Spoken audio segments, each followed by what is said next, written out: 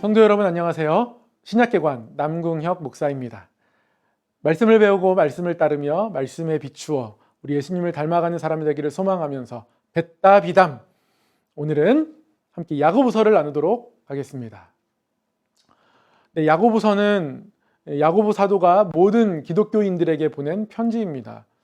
보통 바울 서신을 보면 누구에게 편지가 보내졌는지 받는 사람의 이름을 따서 고린도 교회에 보내졌으면 고린도 전후서, 빌립보 교회에게 보내졌으면 빌립보서, 에베소 교회에 보냈으면 에베소서, 수신자들의 이름을 땁니다. 그런데 야고보서는 편지를 쓴 발신자, 즉 야고보의 이름을 따서 야고보서라고 부릅니다. 왜냐하면 수신자가 한둘이 아니거든요.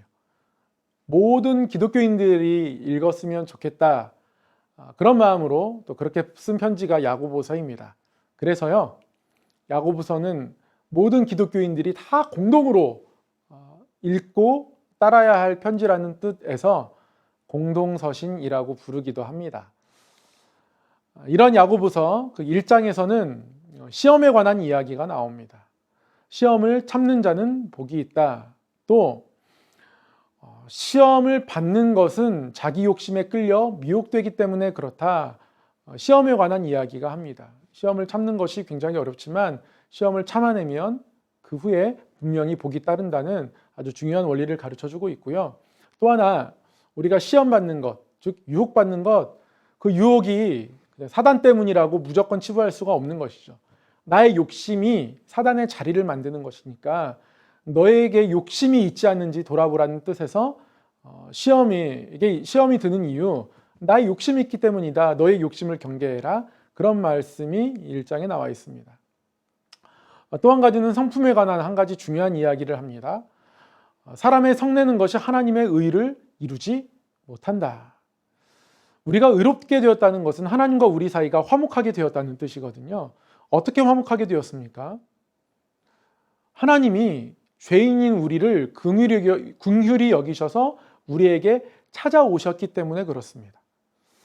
우리가 잘못하는 것, 우리가 하나님에 대해서 때로는 배신자 같은 모습을 하는 것, 하나님 없는 자처럼 살아가는 모습에 대해서 하나님이 다 일일이 그에 상응하게 반응하신다면 우리는 하나님의 벌을 얼마나 많이 받을지 모릅니다. 그런데 하나님이 하나님의 긍휼로서 우리를 대하시는 것이죠. 그렇게 우리에게 찾아오셨기 때문에 우리가 하나님과 화목할 수 있었습니다. 그래서 우리는 의롭게 된 것이죠. 그런데 하나님은 우리를 긍휼히 여기셨는데 우리가 성내면서 살아가면 그것은 하나님이 우리에게 행하신 모습의 정반대의 모습으로 살아가는 것이 되는 겁니다.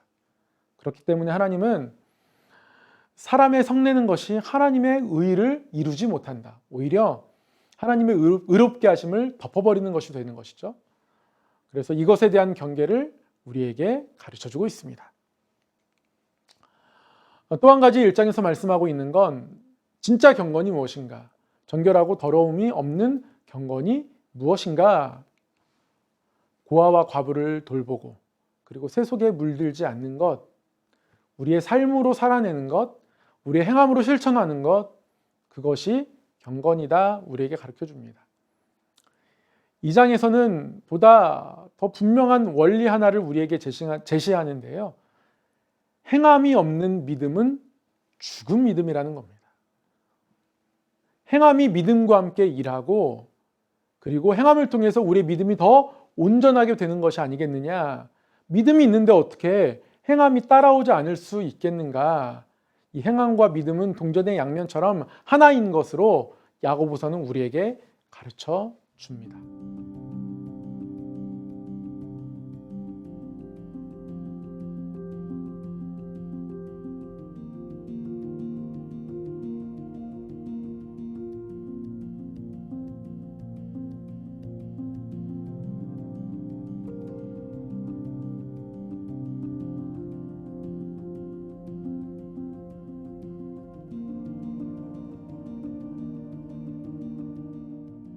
믿음이 있다고 하면서 삶의 변화가 없고 행함이 없는 것에 대해서 아주 안타깝게 여겼습니다.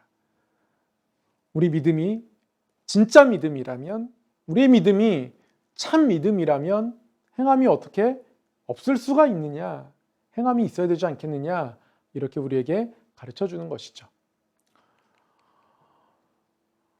그래서 3장과 4장에서 이러한 행함에 관한 몇 가지를 더 우리에게 가르쳐 줍니다. 첫 번째는요, 우리의 입술에 관한 이야기입니다. 한 입에서 찬송과 저주가 나오는 것이 마땅하지 않다.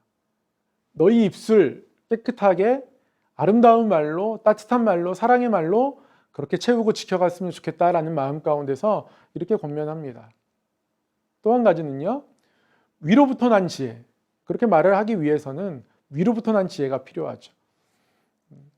그 위로부터 난 지혜는 성결하고 화평하고 관용하고 양순하고 긍휼과 선한 열매가 가득한 것이다. 위로부터의 지혜가 우리 가운데에 있어서 그 지혜를 따라 행하는 삶이 진정한 성도의 삶이라고 우리에게 가르쳐 주는 것입니다.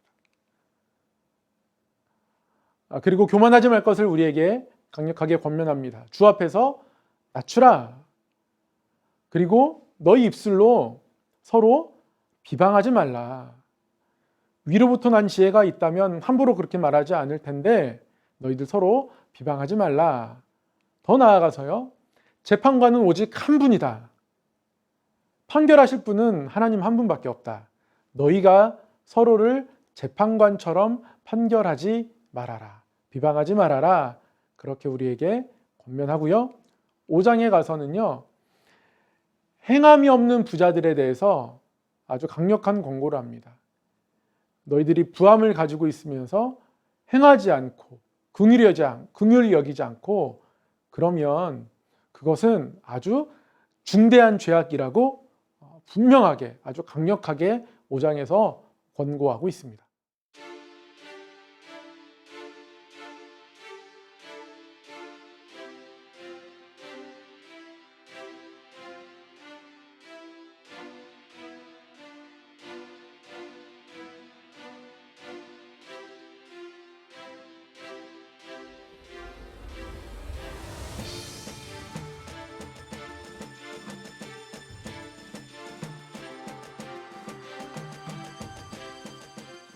네, 이어서요, 인내를 말씀합니다.